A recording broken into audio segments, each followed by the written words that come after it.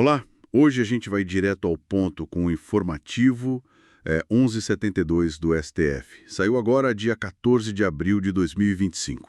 Isso aí, quentinho. E a missão aqui é destrinchar duas decisões importantes, né? Que mexem com direitos fundamentais, meio ambiente, enfim, traduzir um pouco esse juridiquês para todo mundo entender. Com certeza. E, olha, acompanhar o STF é fundamental, né? É ali que a gente vê a Constituição sendo aplicada na prática, como isso afeta a vida de todo mundo. Exato.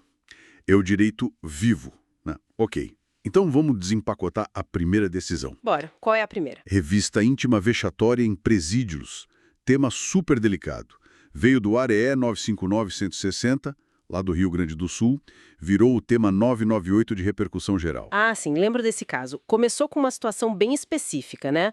Uma visitante que foi absolvida. Isso, porque a prova contra ela veio de uma revista considerada humilhante, vexatória, e aí, como é que o Supremo encarou isso? Aqui que fica interessante. Então, o tribunal foi bem claro, né? Considerou essa revista íntima vexatória aquela com desnudamento, toque invasivo, sabe? Qualquer coisa humilhante como é inadmissível. Pelo menos como regra geral, como procedimento padrão. Inadmissível. Por que exatamente? Quais os fundamentos? Basicamente, viola a dignidade da pessoa humana, que está lá no artigo 1º da Constituição, e também a intimidade, a honra e a proibição de tratamento desumano ou degradante do artigo 5º, direitos fundamentais, né? Claro. E a prova obtida assim, ilícita. Quer dizer, inválida para o processo. Mas atenção, o STF deixou uma brechinha para análise caso a caso pelo judiciário em situações muito específicas. E outro ponto. A decisão só vale daqui para frente, tá? Efeito prospectivo, a partir da publicação da ata. Entendi, prospectivo. Mas não ficou só na proibição, né? Teve alguma indicação de solução prática? Sim, sim. O STF determinou um prazo de 24 meses 24 meses? Para quê? para instalar equipamentos tipo scanners corporais, sabe, em todos os presídios do país. A ideia é usar a tecnologia para substituir esse procedimento humano que é tão invasivo. E o dinheiro viria de fundos específicos, como o Fundo Penitenciário Nacional. Nossa, scanners em todos os presídios em 24 meses é uma meta ousada, hein? Muito ousada. É fascinante ver o STF apostando na tecnologia para resolver um dilema de direitos humanos, mas, ao mesmo tempo, coloca uma pressão enorme no Estado, né? Implementar isso no Brasil todo nesse prazo. Pois é. E enquanto a tecnologia não chega, ou se falhar, como fica? Aí o STF criou regras bem restritas para uma revista íntima, assim, excepcionalíssima. Só pode se tiver uma suspeita muito forte, fundamentada, documentada, sabe? Suspeita forte. E que mais? Precisa do consentimento do visitante, se for maior de idade, tem que ser em local reservado por pessoa do mesmo gênero e preferencialmente por profissional de saúde. Se a pessoa não concordar, Aí não entra. a visita pode ser impedida. E para crianças, adolescentes ou pessoas com deficiência, a regra é diferente. A revista, se muito necessária, seria invertida, feita na pessoa que está presa. Entendi. É um equilíbrio bem delicado mesmo. Quase um manual de como agir numa situação limite. Exatamente, tentando equilibrar segurança e dignidade. Ok, vamos mudar de assunto então. Sair do penal e ir para o ambiental. ADI 6.618, uma lei lá do Rio Grande do Sul que tentou simplificar o licenciamento ambiental. O que o STF achou disso? Olha, o Supremo derrubou várias partes dessa lei gaúcha, a lei número 15.434 de 2020.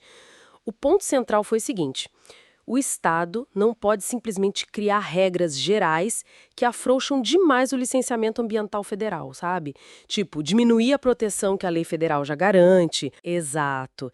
Essas simplificações que a lei gaúcha criou, como a licença única ou a licença ambiental por compromisso, elas só poderiam valer para atividades de impacto ambiental comprovadamente baixo-pequeno, e a lei não especificou isso direito.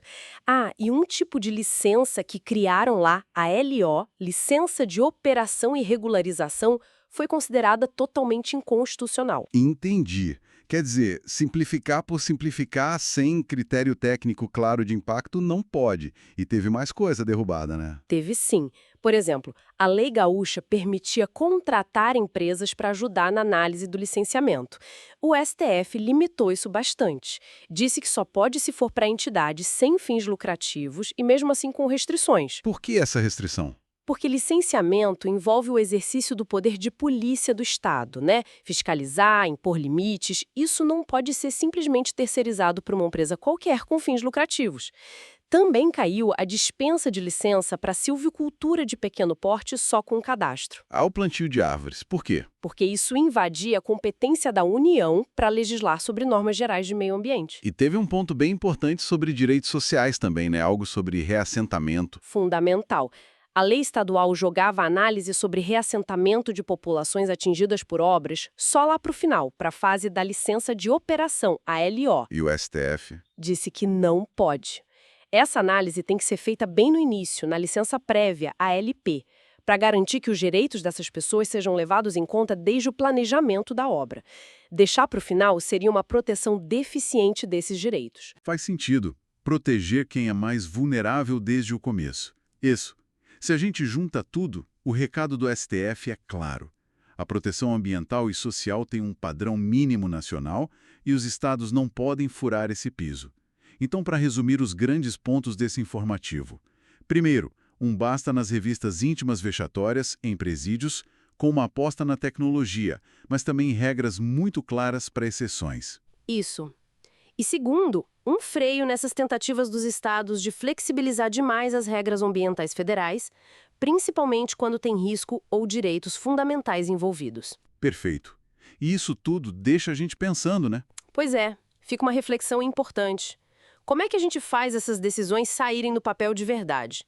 Tipo, instalar scanners em milhares de presídios é um desafio gigante, de grana, de gestão. Ao mesmo tempo, a economia precisa que os licenciamentos não demorem uma eternidade. Exato. Como conciliar a urgência de proteger direitos, proteger o meio ambiente, com a realidade do orçamento e a necessidade de desenvolvimento? Esse equilíbrio. É o grande desafio que a gente vai ter que continuar acompanhando, né? Nos próximos anos. Com certeza. É um debate contínuo.